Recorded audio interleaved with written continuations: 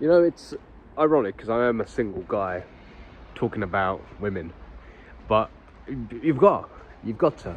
God made the fairer gender for us, I think, genuinely, for us to contemplate, for us to admire and appreciate and serve. It gives us purpose, not the chasing. The endless, fruitless chasing of females is, I don't think there's actually anything more degrading to you than that. I think chasing anyone is putting them on a pedestal and worshipping them, and that's not okay. Don't ever worship anyone. That's why we have religion. Religion is a systematized manner or way so that we can worship God, reality, truth, not people, not creation. We definitely use our resources to serve people. Definitely. We serve God and man, but we don't serve man, right? We serve God first and foremost.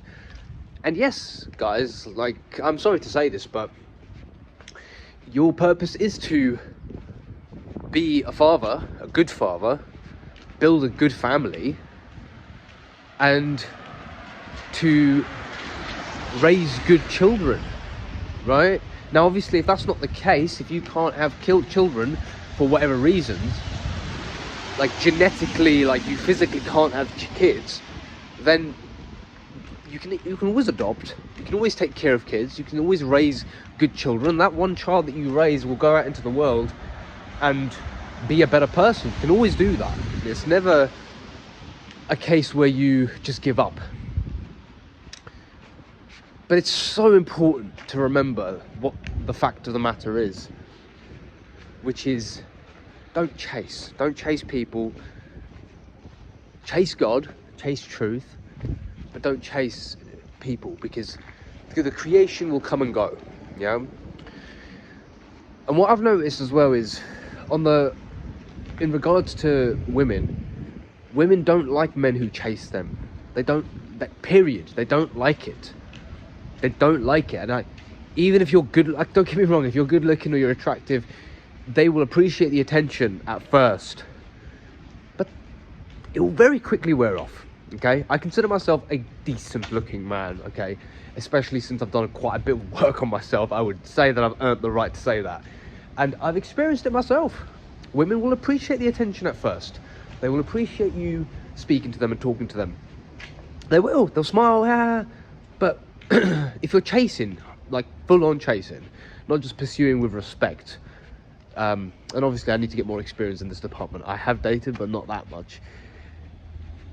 And again, with regards to like dating unscrupulously as well, my self-esteem went in the toilet because I was dating without discrimination. I was dating without community. Well, there's another saying, dating without covenant. What's dating without covenant? Or what's dating with covenant? Let's be positive. Dating with covenant is you've built something. You've built a community. It's not hard. You're gonna have to do it anyway. If you want to be happy, you want to build a community. You build a group of people. You don't have to necessarily recruit them like a cult leader. You just go about your day-to-day life and be nice, be kind, be good, be strong, be capable, do your thing, work on your craft, your project, whatever it is, okay? Your mission in life. If you don't know your mission in life, go separate yourself from the fold a little bit. Go into the mountains, go into the solitude, the solitary whatevers, and go and contemplate, go meditate, okay? And then once you've kind of meditated and gotten that, you've got your vision, you've got your ideas, execute, man. Don't wait. Execute. Get on it, right?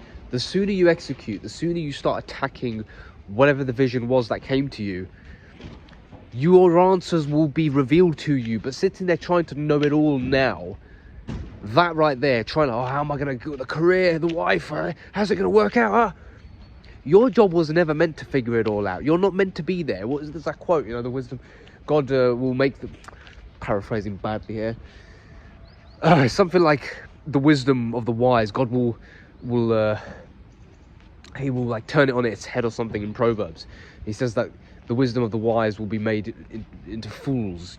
If you think you're intelligent, if you think you're an intellect, if you think you're, you know, this great thinker and calculating machine, God will turn it on its head. All right, he will turn it on its head.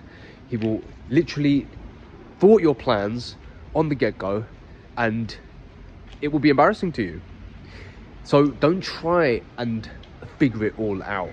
Don't try and sort it all out. Your job was never meant to sort it all out. Your job was never meant to know the answers now, right? That's trying to be God. That's trying to be God, and you're not meant to be God. You're meant to be humble, and you're meant to serve, right? That's your purpose in life. So day at a time, man. I just watched a video right now where I've forgotten his I didn't actually remember his username, but the username was something. I'll write it down if it's that important. Well, it is actually, because it's plagiarism if I don't mention it now. All right, I'll write in the description. He speaks about how you've got to take it one thought, one day at a time, and don't try and fit in 1,000,001 thoughts and 1,000,001 ideas into one day. Like, how's it all gonna work out? And you're trying so hard, basically. You're trying so hard.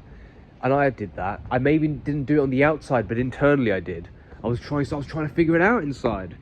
Your job was never meant to figure it out. I want to try and slow down a little bit now, because I'm going really quick. Your job was not to figure it all out. Your job was to simply take it mindfully, one step at a time, with God behind you, and in front of you, and you worshipping Him. In Islam, the Muslims, we say Bismillah with everything we do. Everything we do is done with Bismillah, which means in the name of God. Which means everything is done with attentive mindfulness to serve God at every moment. I completely forgot of this notion. In fact, the Sunnah of the Prophet, I'm not trying to convert anyone. I don't care. What am I going to gain out of converting you to Islam? Well, a lot actually, but that's neither here nor there. The Sunnah of the Prophet is something I actually recommend everyone to read, regardless if you're religious or not, because it's just basic guidelines as to how you can live a conscious and mindful life. Really, really useful. But yeah, your job was never meant to figure it out. Like, this is crazy. I always used to think I have to figure it out.